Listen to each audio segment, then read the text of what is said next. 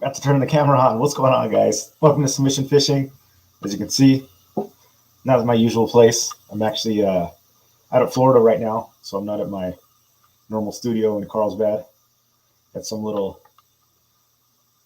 dark, dingy little hotel. But glad you guys can join us. So we'll see what's going on today. I don't really have too much planned. Like I said, I'm out here. It's like 10 p.m. where I am, but I got out here yesterday. I guess yesterday night flew in, so checking out my other house, seeing what I can do. But at least we'll stop on for a little bit, talking about some stuff. So hopefully you guys are having a good night tonight. Michael Tran, Oos, what's going on? Welcome back. Spotty Bowl was tough last week. Fishing new water, got both of my fish on the 20-gram sumo. Oos, heck yeah, man. Not excited about the slow day, that's for sure. But excited you caught him on the slow death jigs. Benji Moreno, what's going on? Cave Dog, Cal, Oos. Glad you could join us. Jesse, Oos, welcome to the show. Congratulations on your new job, Jesse. That's awesome, man. Looking forward to seeing some of these rods down the line. Definitely. Captain Dan, Anaheim Supercross, Oos. That's right, Dan. Doing some announcing. Got an announcing gig, I'm assuming. That's awesome. Coach Worf, Oos, here on and off. Sorry. We'll get to some view time, though. Thanks, Coach. We appreciate it anytime. Go check out Coach's channels if you want to see some shorts. TV Metal Art, Todd, Oos, what's going on? Thanks for still putting on the show. Yeah, I mean, we'll do what we can. Like I said, I flew down here. Well, I don't even know what day it is. Well, it's Thursday. I guess I'm doing the show.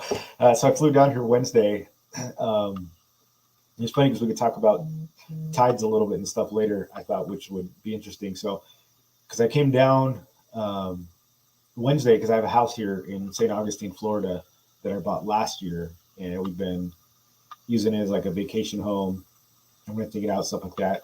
So, anyways, those of you guys that don't know, when Hurricane Ian came through, it got flooded out. So my place is on an island over here. It's called Anastasia Island. It's not like a small island. It's like kind of a large island off the mainland of Florida right here. And it got flooded out. And what's interesting was it wasn't flooded out so bad in Irma, the first one, but then actually Nicole came. So we got the tail end of it. And I mean, the hurricane it wiped out other cities on the Gulf Coast. I mean, like Fort Myers, it just pretty much is wiped off the map. So we were pretty lucky. And by the time it hit us, we're in like the northeastern part of Florida. We still got hit by the hurricane, but then so it flooded out. They had to tear like the whole place was like underwater, like the streets and stuff like that.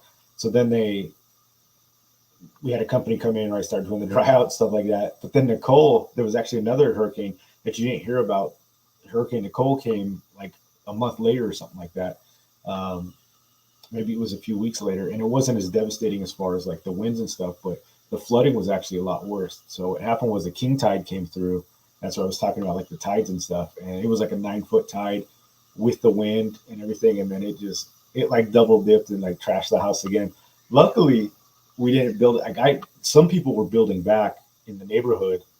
They like put the drywall back, redid the floor, or getting the floors redone, and then Nicole hit and it flooded again. So luckily, we were kind of like dragging our feet on the rebuilds. So it, like Nicole hit again, and then it was like wasn't that big. We had to get like dried out again and stuff like that. But yeah, so the place is still pretty trash. So I had to come out here and basically see like what I can do, what I can fix. We had like the dry out and a meeting with contractors and stuff like that. I actually did some work on it, changed some shower valves, did some plumbing. But yeah, like the whole like interior was just like torn out. The interesting thing is it's a block. It's a block structure. It's built in the 60s, so it's designed to last hurricanes. And it's even raised too a little bit. So it's raised off the ground. It's a block structure, but even still, as much water came through. And when we were looking at the house, we knew that was part of that comes with it, right? Is the hurricanes and the flooding. Now, the last one I think was Matthew when it had flooded. So that was like in the disclosures, right? And I think that was like 6 years ago or something. So we're like, okay, because even prior to that one, it had been like 20 years since the place had flooded out. So it was like, you just don't know with Mother Nature, right? It was like, do you get 20 years? Do you get 5 years? Do they happen every year? So there was like a 20-year span, and then there was, I think, Matthew, and then it was only like a 5-year span for this one. So hopefully we get it rebuilt and there's like another few years. It's unpredictable, man. That's sort of the risk you run uh, with these things. And it was crazy because when I'm driving through the neighborhood, all my neighbors have like the dumpsters out front, right, and like the pods where they've been putting. You can tell they got flooded out too, and so and this happened right. The hurricanes were months. They were last year already, a long time ago. Um, but it was my mom passed away from breast cancer, so she was at my house on hospice, and then we had the baby. Right, she's only 6 months old, so she was just born, and it was trying to do it for long. Then we had some contractors come in, and I was like, I got to fly out there and check it out. So able to do some work, get some stuff done, meet some contractors, and it's been pretty good. So just here by myself. I left everybody else there, and yeah, so that's why I'm in Florida, trying to get the Florida home back in. What's crazy is like every other house here's got a boat too, which is nuts. And what's interesting is because I was talking about tides and how like in San Diego. Actually, let me catch up on some of these shout outs real quick. Andreas Oos, what's going on, man? Welcome. Iron Fish, welcome to the show. Salty Dangler, live from Florida. Yeah, dude, we are. Sorry if it's a little slower because I got to use I'm streaming with my Surface, my little tablet, so I don't have a mouse or anything like that. I did bring my little travel webcam though, so that was cool. It's got like a built-in light. It's pretty nice. Carlos Oos, welcome to the show. Hope you got good insurance. Always like your positive view when there's chaos, man. It's always chaos, man. Life is tragic, It's like life's not easy, and I think once you realize life isn't fair, life is a lot easier. I think like once you like understand, like there's nothing fair about it. People come from different. Like I come from nothing, dude. Like a lot of people, and it's like once you understand and conceptualize that, like okay, maybe your starting point is worse than somebody else's. Like once you're at peace with that, you can move on, and stuff really doesn't matter anymore. I think a lot of people just dwell on kind of the hand that they were giving, and they just let that drag them down their whole lives, and it just they never escape that. So it is what it is, dude. I mean, I still have a healthy family, got food on the table. I really don't have anything to complain about. But yeah, it's funny, Salty, when you talk about insurance.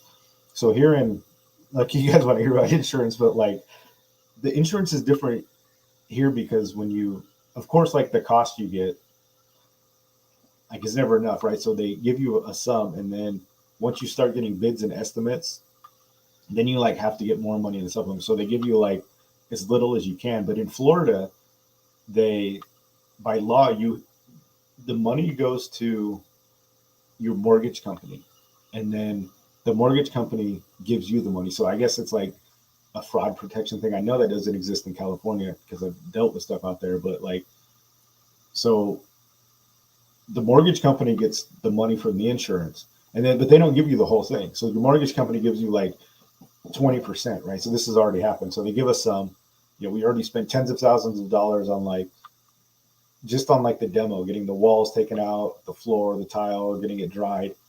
And then the mortgage company so we're doing this all remotely. They send somebody out for an inspection to go make sure that there's progress happening. So they got to see, was 25% of it done. So then they can release more funds. And then you wait weeks for a mortgage company to send you the funds so that you can do something else. It's like, it's such a slow process, dude. It's just been like so little's been done for like so long. It's just been sitting there. But I mean, it's getting done. The insurance is paying, but even still, I thought we'd be like way behind. But like I said, some of my neighbors, like their stuff is still in containers. I still see the dumpsters out there with like all their drywall and furniture and stuff like that. And the fortunate thing that I'm grateful for is like, it's not my primary home. Like I know my neighbors across the street I've met before, and the ones to the side of me, like they live there. That's their home. They don't like that's where they live. So I don't know where they're staying. And I know they can't. It's not habitable. So I don't know if they've been in a hotel for just months, or if they're staying with somebody else. Like they don't even have a house to live in. I mean, that's like, sure, it sucks. My house isn't being built, but it's like I don't like live here. You know what I mean? I have a house in California. I've got other places I can go live. So it's like, yeah, it sucks. I feel for the people that like live there full time, or it's their primary residence. It's kind of crazy. How's the Florida weather? It's pretty good.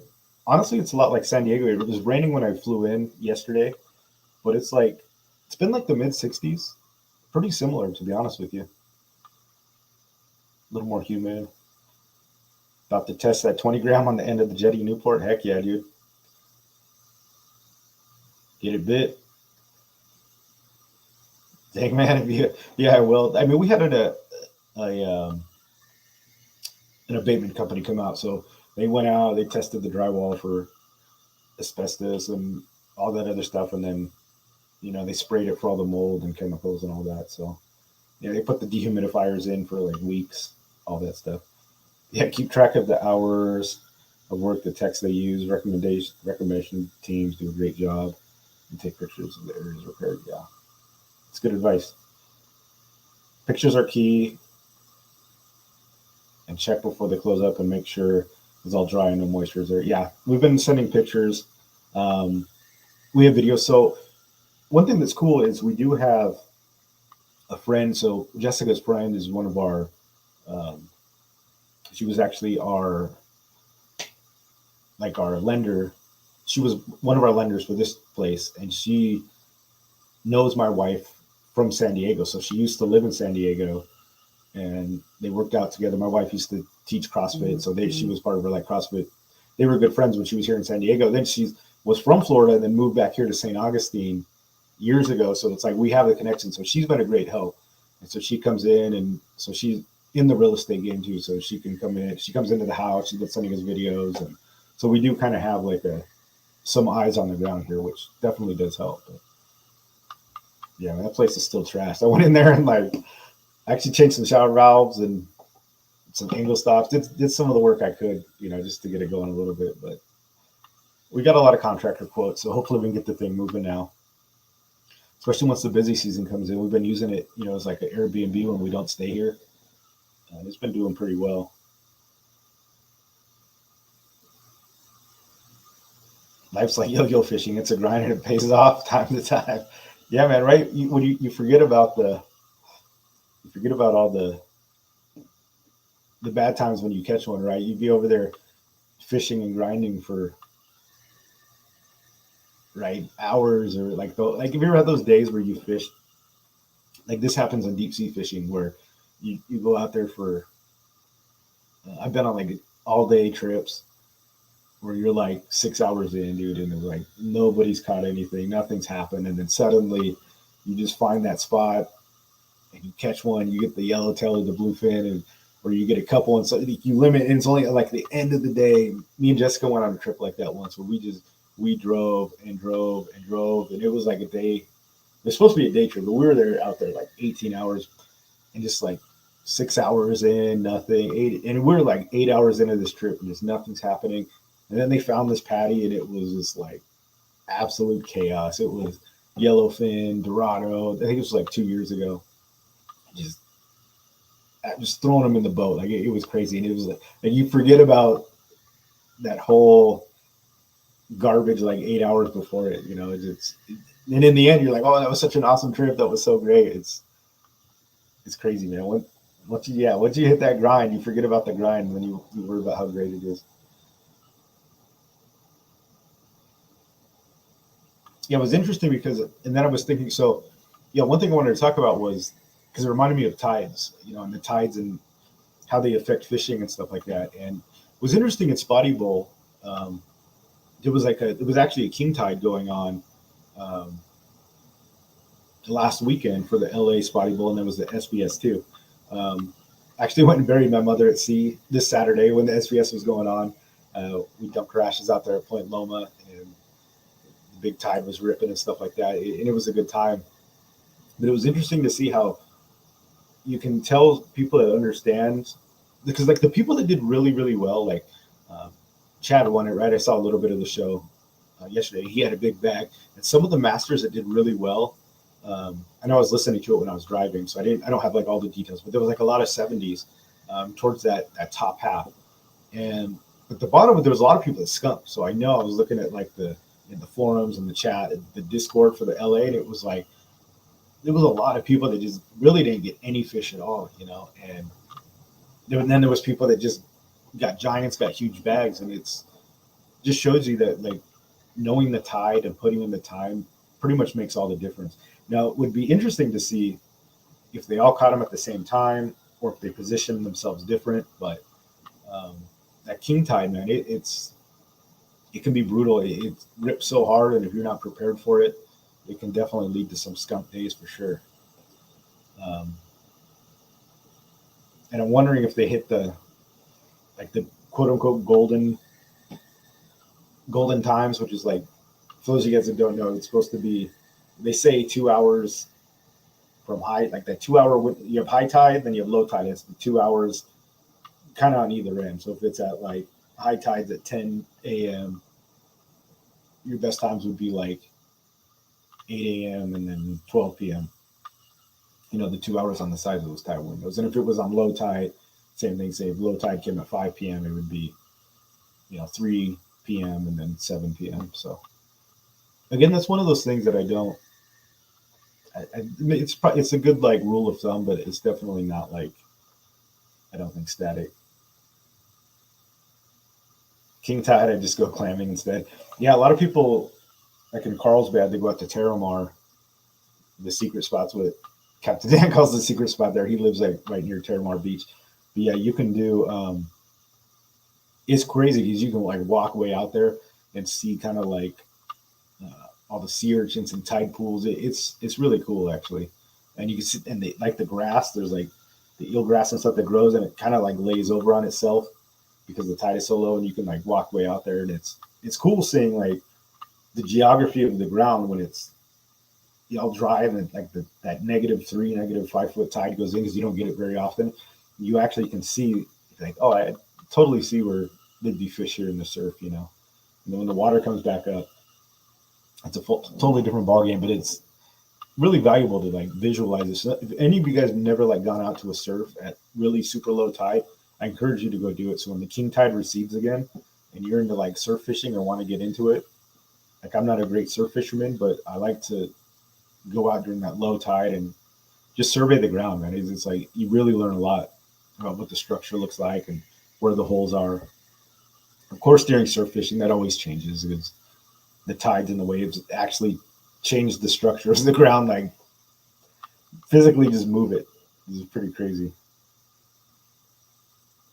Carl Black, Oos, welcome to the show. Doug Rubin, El Sueño, welcome.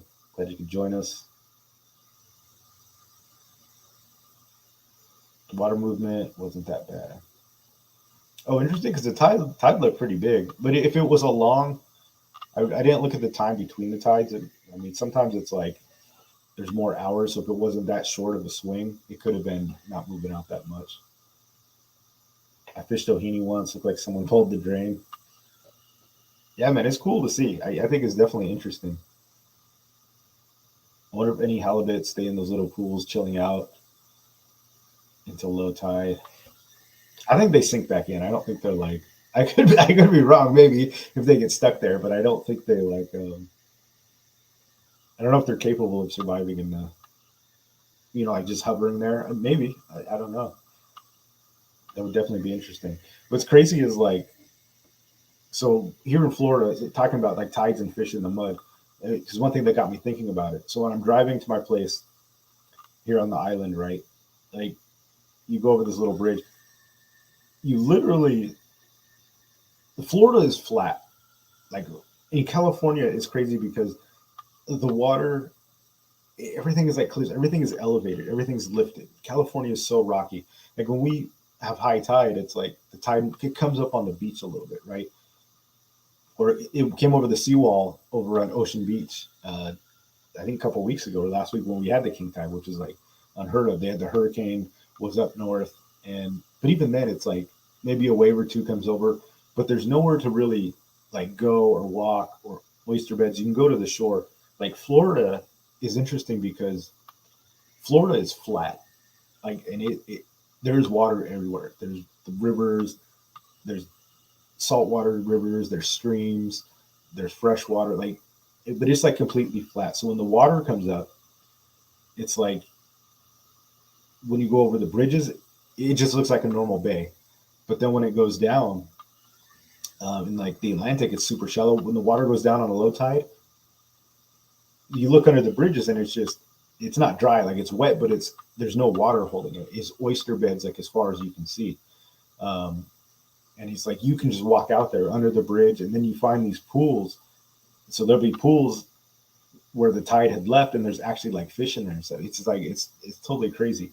So when I was driving to my house, it was like driving up, and it's like all green, got the moss and stuff. And I look over the side, and like the water is right there. So it was high tide, and it's like it's crazy how you're literally like, oh, there's the ocean. Like you drive over it because it's on like a little island, and then it goes down and you see it, but it's just crazy. It's different how close it is because it's so flat, right? You look at La Jolla and all these other places, even Carlsbad. It's just there's cliffs. It's like there's the beach and then there's cliffs, and it's not a big deal when the water rises. And in Florida, it's just like totally different. The flat nature of it just completely changes the dynamic of everything. And the fish here like do stay, and it's crazy because they'll stay in like these little tide pools and stuff. Like redfish. Redfish are like the spotty of Florida. The bay fish that like everybody fishes. I think there's lots of tournaments around it. They're just like, well, we hit our spotted bay bass. Everybody fishes redfish out here, but it's totally different. How tides affect everything. They destroy it. High tide doesn't do much out there, but it can destroy stuff out here in Florida. Like it just comes over because it's so flat. It's wild, man. And I think the tides are a lot more pronounced here. Like when you go, people's boats have like these jack plates that lift the motor. You know that you can trim a motor up, but they have these plates that actually lift it up, like on the boat, lift the motor itself vertically, which is crazy. So they can get in there at like 2 feet of water. Like it's nuts, man. And if you're left out there, like your boat, you got to wait till high tide again so you can get back on. It's a totally different world. Shallow fishing, like 2 feet of water, no problem out here. 3 feet of water, it doesn't seem like you really get that much in California. You can if you go to the edges and stuff, but it's not like the most fish zones for sure. It was like +5 at 10 a.m. and -1 at 4 p.m. if I remember correctly. That's what is that? Almost a 12-hour. Yeah. So I mean that's a long tide swing for sure. Yeah, 7-foot swing. That's pretty big. Yeah, and I think that's you're exactly right. That's just because it's flat. There is no hills here. Like there's no cliffs. There's no mountains. It's just like definitely not the same. It's almost like California just like it hit the coast and it just like broke off into the sea. It gets deep. It's sheer. Like Florida, it's like it's amazing that the whole thing's not underwater. It's pretty crazy.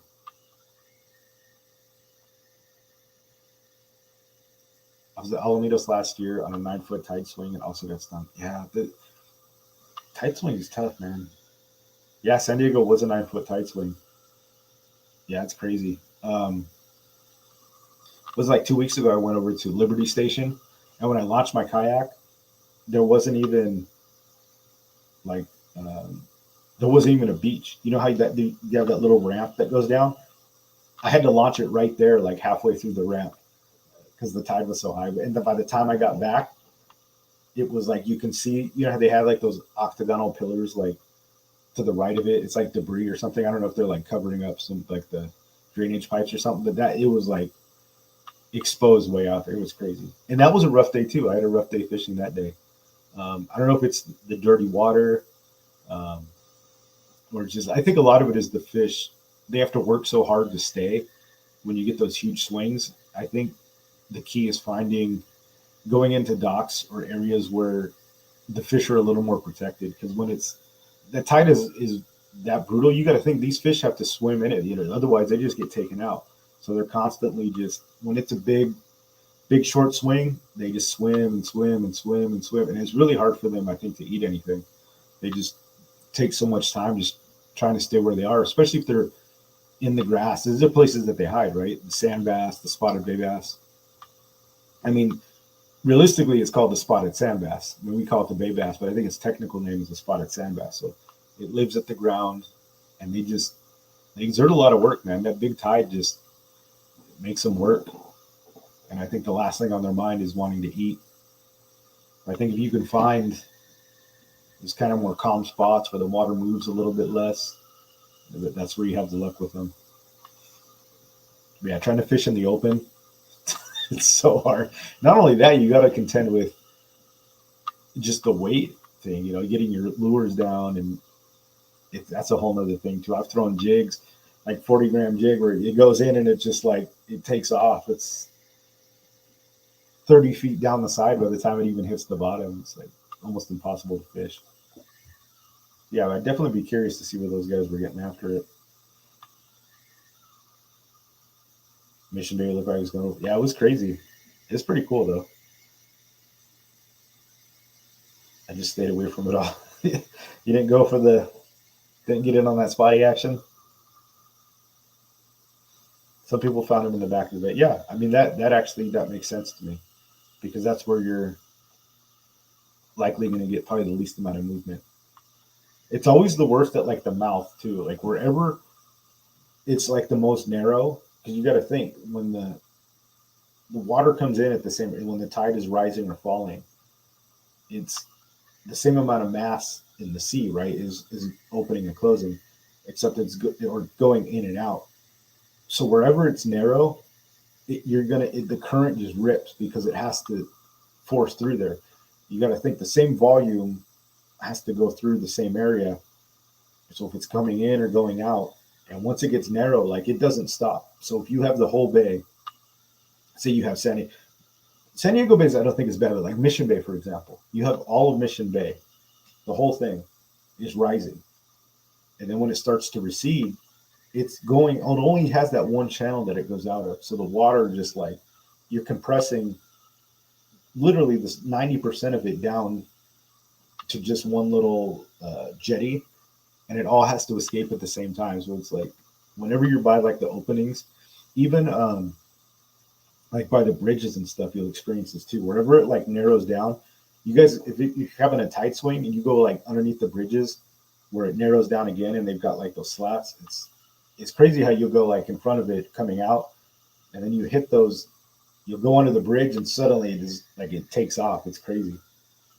So just avoid that. Wherever it's narrow, it's just going to amplify that tide. It's just by physics. I mean, that same volume of water without overflowing, it's just going to rush faster to get out. So that's why the more wide, bigger expanse you can get to in the bay, probably going to be a little more calm. What is worse for fishing, flat tide or king tide? Man, that's a toss up. You know what? Both are pretty bad. I mean, tides, it's like they're so important. I'd rather fish a flat tide. I don't know if it's better, but it's just easier, if that makes sense. There's still, I think, hard fishing. Although king tide, just from my experience, I can tell you like an anecdote is I've had luck on king tide when it's slack tide. So you know how I was talking about how you have that golden hour, the 2 hours before and after. But I think when the tide and the coefficient is so high, the fishing gets better, I think, at slack tides because the water finally stops. So I've had luck, like I've fished bait bars and stuff where like areas outside where the tide was just crazy. And then you hit slack tide and you've got like this 30 to 40 minute window where the water's like essentially stopped. and I've just had like some of the best bites I've had. And I think because this is their fish's time to eat. They've been working, they've been trying to stay in place, and it's like then it slacks out and the bite's just gone crazy. So I think that's just from something me personally that I've noticed is when the tide swing is too big, that 2 hours before and after, I don't think really has not worked. I've had really, really good bites on slack tide when you have like the king tide and stuff like that. Just something I've experienced. Flat tide, it's like, it just always kind of sucks. I think because they get out of eating mode, because like they wait for the current to come in. The reason why the tide is so important is because that's when the fish eat. It pushes in the food, whatever, the bait fish, not even bait fish. I mean, they just eat whatever scraps. I mean, pieces of clam, trash, worm, like they'll eat whatever, but they rely on that tide to bring it in. So it's like they know when it's time to go. And when it's a slack tide, it's like mentally, I think they're out of it. They don't want to go hunt. They sit there and wait for the food to come to them. They're not pelagics, right? They're not surfing the top of the water going looking for food. Pelagics are different, but if we're talking like the bay fish, they just kick it. So when you got a slack tide, it's like you would think that they'd eat a little that you put in front of them. For some reason, it's like, yeah, they don't really. I don't know if like in their minds, I think it's something like in their nature, like their instinct, right? They wait for that tide to go. That's why tide's so important, man. When you get like that perfect kind of like 4 to 6 foot like swing that's like the sweet spot because then you can time it, when to fish. It's a pretty beautiful thing. Both are crappy though. I wouldn't want to fish either, but flat tide is at least easier. Are you going to catch? Maybe not, but at least especially if you're in a kayak. When you get in there and you just float like a quarter mile down the freaking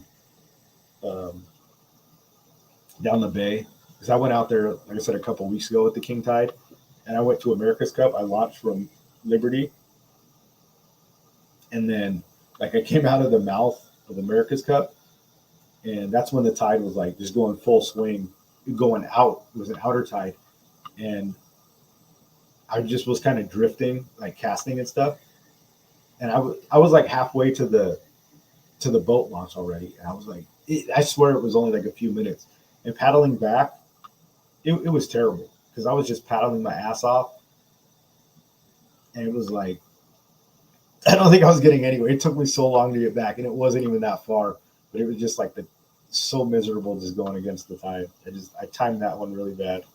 Luckily, I wasn't in like Zuniga or like one of those places way out there. That would have just sucked ass. Yeah, Sunday. Yeah, dude, it was crazy, super crazy. Not neap weak tides. Concentrate fish along the jetties. Interesting. That's good advice. You think they just go there to eat, Coach? The tide swing is based on the earth moving. The water and the current have to go in and out. The water in the bay inlet will dictate how much the tide will move over the water. Some science right there. Graham, what's going on, man? Welcome. John Escobar, Oos, welcome. The wind started to pick up mid to late morning Sunday too. Yeah, man, it was rough conditions, but some people slay it. I'm wondering if like I don't know what day. See, so here's some thing about like Spotty Bowl, and I'm curious, and I wonder if we can get some. Since it's a 3-day event, right? You got Friday, Saturday, Sunday. But I'd be interested to know during the. I should talk to the judge about this, or Brian and Roman. I'd be interesting to know which day that they fished. I think that would give us a lot of data, or I don't know if that's like too much of a. It shouldn't matter. I mean, it's got to be one of the 3 days, but it'd be interesting to see if everybody caught on the same days and everybody that skunked fished the same days. It would really give you some insight about how they caught on the tides, or were all 3 days equally as successful or hard as everybody. My guess is the people that skunked probably went on the same day, and people that did well went on the same day. But it'd be interesting to see the correlation between that.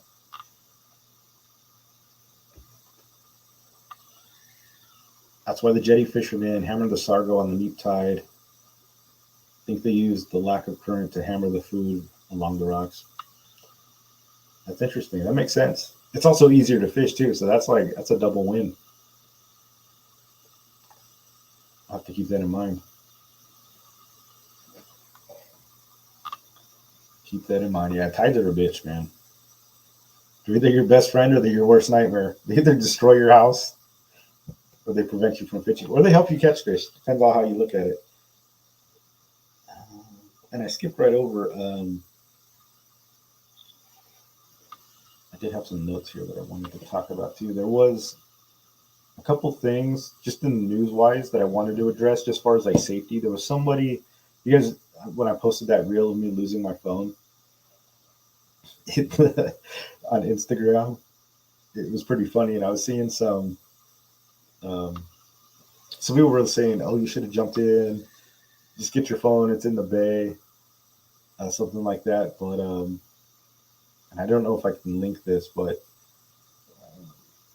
see if I can pull it up. But somebody died actually in California. A man fishing with his friends died trying to get his phone that he dropped in a canal.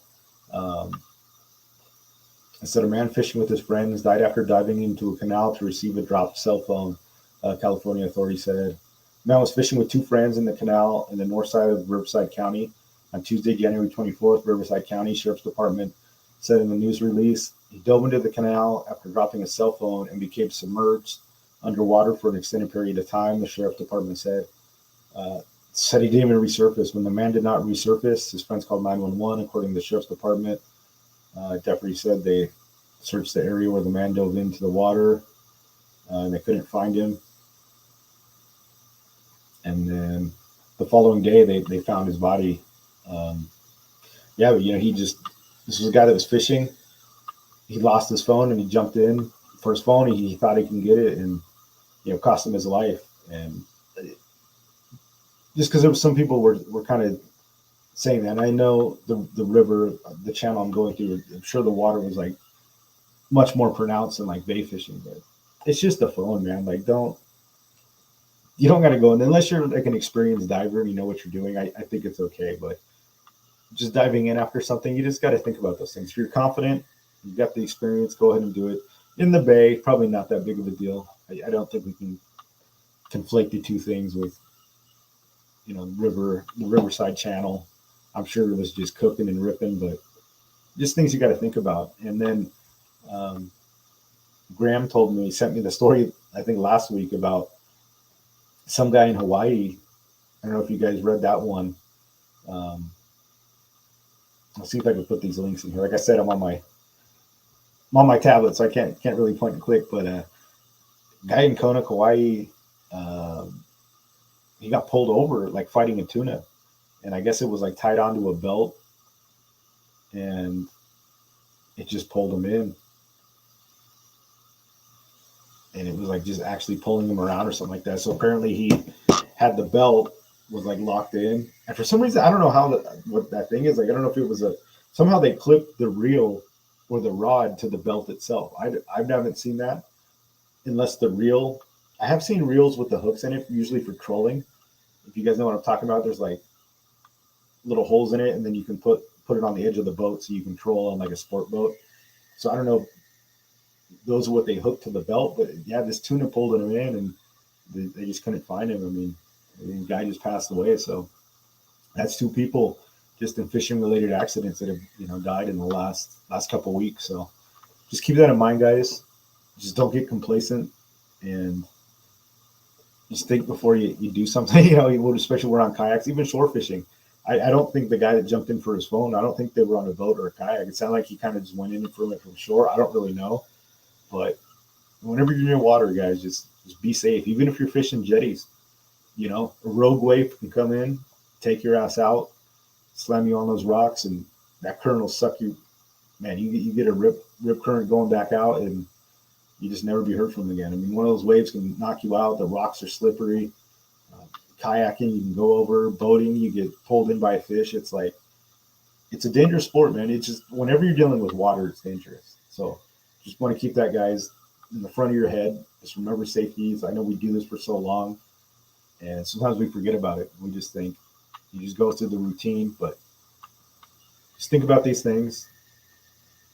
Be safe, and just don't forget to wear life jacket. You just don't sleep on it, because that's two deaths already just from fishing in the last 2 weeks. And that sucks, right? That should be something we enjoy doing, not something that we don't get to go back to our families with. That's too bad. The canals can kill you for sure. Deadly thing entering. Yeah, I can imagine that water probably just crazy. The reel was clipped onto the belt. Oh, so it must have been like one of those. I know what you're talking about. Those big like tuna reels. I've seen them where they got the clips on the end. That's crazy, man. Or another boat wake. Yeah, there's so many things that can just put you in. Even if you just slip. I mean, even if you're just fishing the docks, it's like you just eat it, man. Go down and hurt yourself, and then you can't get back out. Even kayaking, like I've heard, when people get tangled up in their own, this way you should always have a knife on you, because if you go over and you have lines out and the lines get like wrapped around your legs, or there's like a strap or some sort of bungee and your kayak has gone over or something is sinking and it's attached to you, or you're trying to get out or your legs are tangled up, you got to have something. I always like wear that knife on my life jacket, so you can get to and just cut whatever you need to off. I mean, belts, lines, cables. Yeah, you just don't know. Crazy. I think that was the California Aqueduct. Sounds like plus get moving and rip at times. Yeah. So hopefully I go fishing here. I didn't go fishing today. I think maybe I'll go fishing tomorrow. I didn't really bring much. I don't know. I don't really know where to like fish. I think you could fish pretty much anywhere here in Florida, to be honest with you. I don't know if I just go down. There's like a seawall all downtown. I don't know. I don't know I haven't seen. So I walked it. I didn't see a single no fishing sign. I know there's fishing piers. There's like you can go underneath the bridges and the channels, but it's like I haven't seen anything. It's like no fishing. I see people just like fishing off of the bridges and stuff here. So I don't know. I think you can just fish these places. I just might go down there and maybe throw some jigs and see if I get kicked out. I don't know if the jigs will work. I got my suitcase right here. I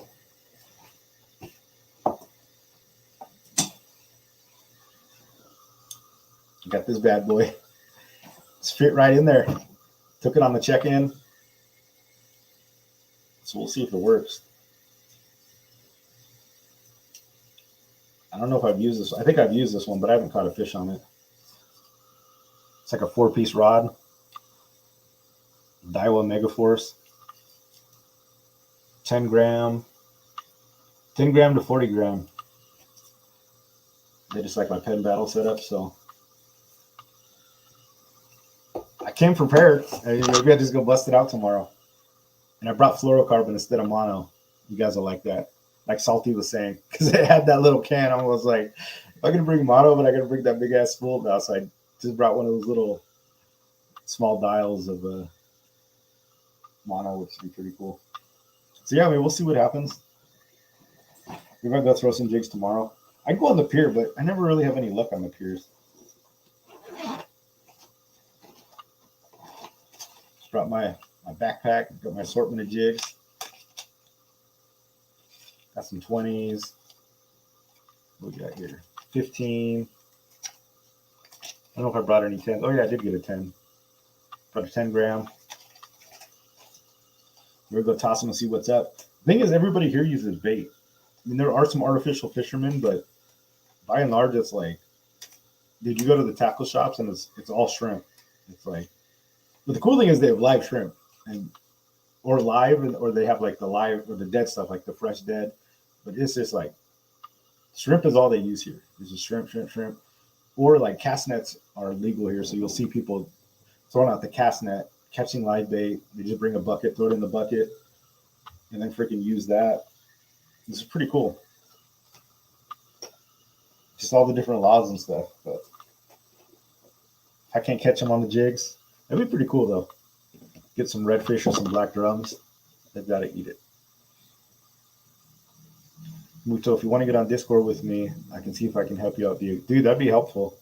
I've been like scouring, right? Like I've been looking at Google Maps, like where do I go? And I just have no clue. I like in theory, I understand the theory, right? Like I'm sure you can find structure. It's just they're different fish, guys. It's like a lot of them are like the drum family, like their mouth sits on the it's like a bottom mouth, so they're not bass, and their mouth is kind of like downturned, and their eyes are higher. So, and they I have seen them eat topwater, but they got to kind of go up and then like down to eat. Like they don't have that big bass mouth. It's that's like the reds, but there's trout, there's like saltwater trout, there's all kinds of fish here. I just got to get on them. Benny Moreno says, dude, thanks for the 10 bones, man. I really appreciate that. I'll put it in the I'll go get some Florida fishing tackle. That's awesome, man. Thank you, Benji, for all the support. You're too kind, man. If someone tells you there's no fish, you give them the old, I thought this was Florida, right? I haven't seen any no fishing. Like, and I've been driving when I went south, there was dude just fishing off some random bridge on like the highway. Like 5 people. And I was like, okay. You'd never get away with that in California, but it's like, I think there's very little restrictions about like, I think if it's state land, you can fish there. I've not seen anything posted that like you can't. And I was like surveying it because I'm like, man, I just don't know where to go. Maybe under the bridge because there's like 2 bridges. There's bridges everywhere. I think if I can just walk underneath some of those bridges and maybe throw in like some of the bridge pilings. Fish are fish. They're still on the structure. I mean, it's like that doesn't change. Find the structure, you find the fish. I don't care what fish you're looking for in the bay. No bait barges in Florida, right? Not that I've seen, at least not here in St. Augustine. Because they use shrimp, dude. Like they don't, and not only that, they don't really have like party boats. Although private boaters too, but I think. Now, I don't know, right? I don't want to, like, if somebody's here from Florida watching this, they're being like, oh, this guy he doesn't know what he's talking about. But I think when people use live bait, they go out and get it themselves a lot because you can cast net and fish are generally very shallow. They throw the nets out, like the gill nets or whatever, they pull it in and you just pick the fish off of the nets and you throw them in your bait tank. Or you just go get like the live shrimp or whatever from like the tackle store. I haven't seen a bait barge. Like I don't think it's a thing. I don't even know if they have sardines and anchovies, to be honest with you. I don't know if that's like a native fish here. But yeah, because party boats aren't really a thing either. I think in the Keys, Dave Rage was saying he went down and they hopped on a party boat, but I haven't seen any. So there's lots of like fishing charters, but they're all like small boats, 2-man, 4-man boats, 6-man boats. They don't have like the 30 and 60 people boats. A ton of people do it, but they're just like regular people because they usually just launch their boat at a marina. Like the few people I've gone with, you just go to like a little marina or like a boat launch and they just meet you there and you take them out. I know in like California, you have to be part of like a landing, Dana landing, H&M landing, right? Fisherman's Landing, Davies Locker, like they're these landings that like the boats work for. And I think Kevin was telling me, Kevin Nakata, you guys can talk to him, like in order to get your license, you have to like work under a landing. Like you can't just be like, oh, meet me. I'm Muto's fishing charters. Meet me down at the Oceanside launch and hop on my boat. I think that's actually illegal to do. But in Florida, it's like, yeah, it's everywhere. I've called a lot of these guys. That's who boats are. I went in with some kid last time. This dude was straight up probably like 22 years old, maybe younger. And he was just doing his thing at this little tin boat. And then we hopped on and he took us out. It was awesome. And he worked his ass off and got us on the fish. And then another guy too, we just meet them at these marinas and the boat's already launched and you just hop on and go. It's pretty cool actually. The difference. It is usually not that expensive either. But shore pounding, we'll have to see. Outside my element, I'm already like not that great of a shore pounder, so and then not knowing the area. I'm gonna go try though. I'm gonna try for sure. At least see if I can get on them. A lot more fish over there in the nearshore species. Yeah, I've seen it, dude. It's crazy the nearshore fish they have. They got the sheephead, the flounder, different sheephead. The sheephead here is like it's black and white stripe. It's not red. Doesn't even. It's not even like the same. Doesn't even look the same. Like the trout, wheatfish, bluefish. It's crazy. Redfish, the drum. What else have we gotten in? The mangrove snapper. Yeah, it's crazy. They're probably catching the 50-pound grouper. Who was that, dude? Those things are the bomb. You seen that? There are some headboats. Yeah, I've seen them, or I haven't seen them, but I've heard they're there. Like I said, Dave Rage, he went on one. We went on a party boat in, I mean, 4 years ago. This was out of Virginia though, and it was like a big party boat. And we were just like fishing croaker. It was pretty cool though. No bait barges in Florida. It's serve yourself with minnow traps, cast nets, sabikis, etc. They have sardines, Spanish sardines, with the local names. I don't even know what the real names are. Yeah. So that kind of confirms what I was thinking. That's pretty common. But yeah, it's crazy. You just throw a net from shore, and it's like I see people doing it, and they get like a handful of fish, and they pull in the net, and they throw them in their bucket, and then they're fishing live bait. It's like, okay. You need a Florida dedicated boat. I know, dude, totally.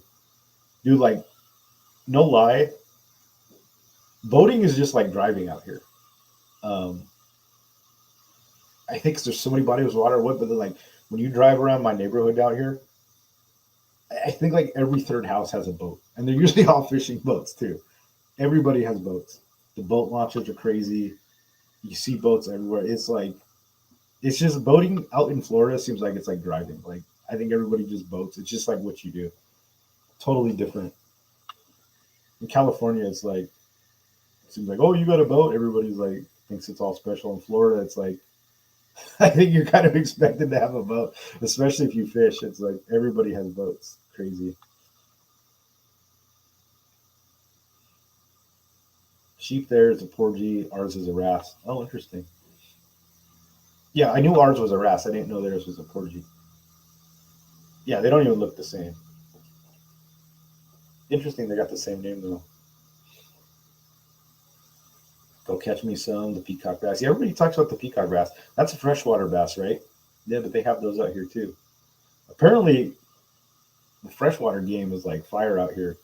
That's what I understand. Lots of like world records and stuff come out of some of the freshwater places here.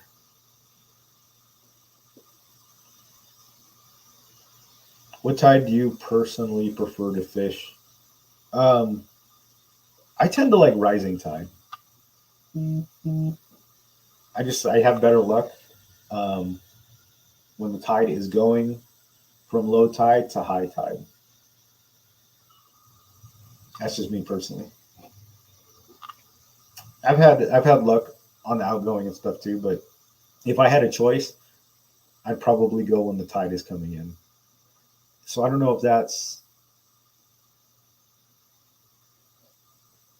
maybe that has to do with my kind of logic is like the food is coming from the sea into the bays, and if the tide is incoming, it's coming. It's almost like I picture kind of like it's feeding the fish instead of the outgoing. It's sort of like, and I could be all wrong, right? But that's where it's leaving the bay going out to the ocean.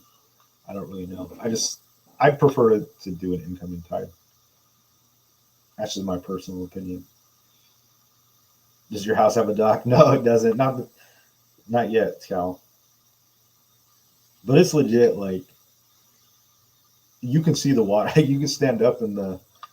So there's the Matanzas. The Matanzas River is on the west of us, and then the Atlantic Ocean is to the east of us. But if you get on your tiptoes and just look over our fence, you can see the Matanzas River. Like there's one more house and then there's the river like right there. But that's also why it's all trashed out now. But no, we don't have a dock. But there's launches, like there's boat launches everywhere. Freshwater. That's what I heard. Maybe I got to step up my freshwater game.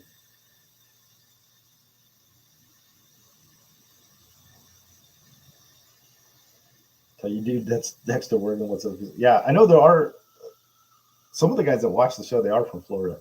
I don't see any of them on right now, but I do got to say what's up to them. Who is it? Or some of the jigging guys? Like I think Benny Ortiz is out here too. Tons of chitlins in South Florida. Yeah, dude, it's true. It really is true. Even if they're not like the big pilot house boats, everybody's got like a little aluminum boat. Everybody's got like a 15-footer, with like a little 10 horsepower motor on it. But a lot of the people that I've seen have like the straight up, full on like big fishing boats. All like a lot of bay boats too. It's crazy. They love like that center console kind of open boat. Not too many pilot houses, believe it or not. I wonder if it's just because it's warmer here and they don't care. I almost feel like the pilot house is like the Pacific Northwest thing. Opened a BJJ school in Florida. It was, yeah, it's funny. Me and my wife did talk about that because there's not one in like this little area. I was like, yeah, I could totally open a gym out here. They definitely need one. It's not too far fetched. I'd have to be out here more though. It'd be like a full-time thing. My goal is kind of like live here like 6 months and live in California like 6 months. And my ultimate goal is I want to get a place up in like Montana or Wyoming and live in the three areas, like just kind of rotate them throughout the year. That's like the goal.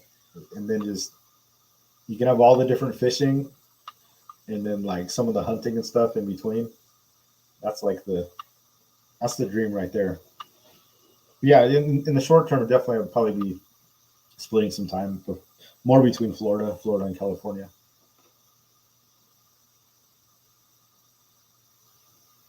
The Highway 16 bridge over San Sebastian looks incredible.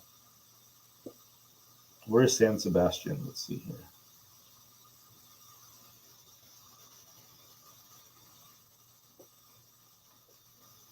Should we pull up, see if we can pull up the maps? Let's see if we can do this on like I said, I'm on a touch screen here.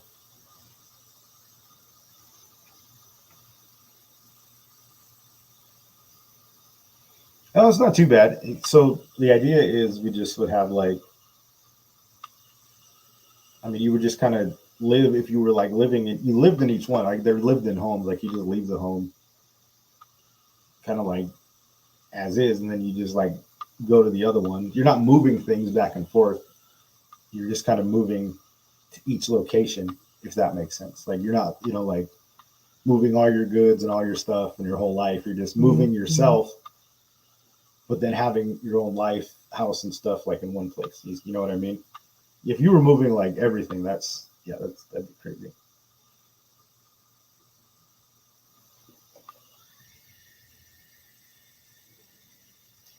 What was I doing? Oh yeah, let's see if we can. I don't know if this will work or not.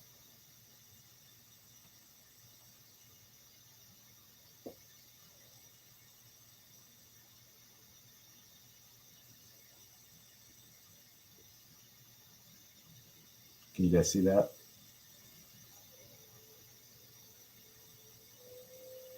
So this is where my place is.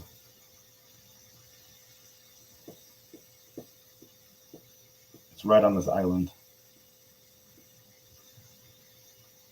So you see here to the left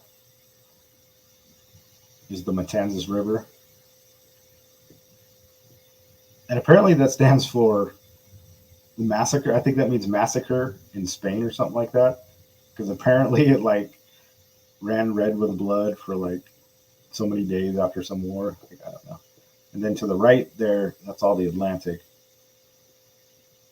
But I'm staying like right here. My little hotel is like right up here. That's the Bridge of Lions. Yeah, so I don't really know.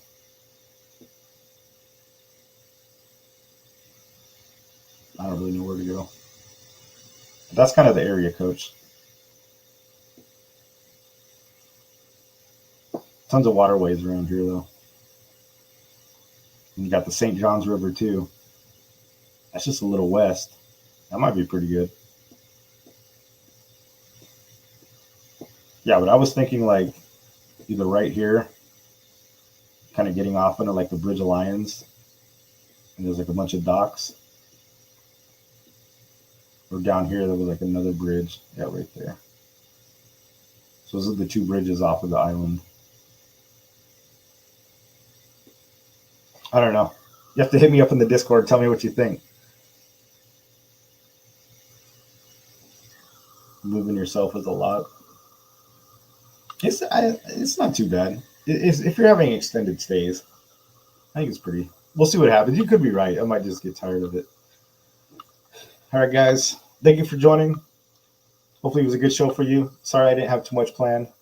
I know I like to get into the weeds with some technical talk, but it's 11 p.m. out here. I know my body's still kind of on the West Coast time, but normally I'd be in bed. But it's late. I slept until 8 o'clock this last morning, which was crazy. Looks like you can cast from the Bridge of Lions right down to those dock pilings. Not sure what might be hanging out there in January, though. Yeah, I don't know. I guess we'll find out. I'll give it a shot. I mean, I got to come here and at least fish for something, right? Whether I have any luck, but I mean, the fish are still there, right? I think the redfish, well, the redfish actually do, when they grow up, that's crazy. I don't want to go on this whole other like topic or anything, but like the redfish, they live in the bays and like the jetties and stuff, and in the reeds, like the real shallow. But when they grow up, they actually then go out to sea, and they're called bull reds, and they get absolutely monstrous. So imagine if spotties, like when spotties grew up and they get a certain size, they turned into pelagics and like quadrupled in size and just moved out to sea. And that's what the redfish do, which is crazy. So they live in the bays and stuff, but then it's like after a certain point, they almost turn into like a different species of fish, which is like nuts. They turn into these schooling, just absolute pelagic monsters out in the Atlantic. Like it's totally crazy. And they spend so much of their life as just like little bay fish, but it's really unique. It's a unique thing. So when people are like, "Oh, I want to get these bull reds," and it's like it doesn't even look like it's the same fish. Kind of crazy. I wish we had something like that on the West Coast. Well, I guess I guess I can't think of really one. It's crazy. Your baby free so you can sleep in. No, man, she's pretty good. I sleep in anyways. Plus, Jessica just gets up. I mean, I can't feed her. I sleep. Jessica might be a different story. All right, guys, thanks for joining. We'll see you guys next time. Like I said, I'll be back in San Diego next week. I have a little better show planned out for you guys. We'll get a good topic, maybe get a guest, plan something out. We'll do another deep dive. But yeah, thanks for coming and relaxing and just hanging out. Just have some casual chat. And awesome, man. We'll get you guys on the next one. Oops.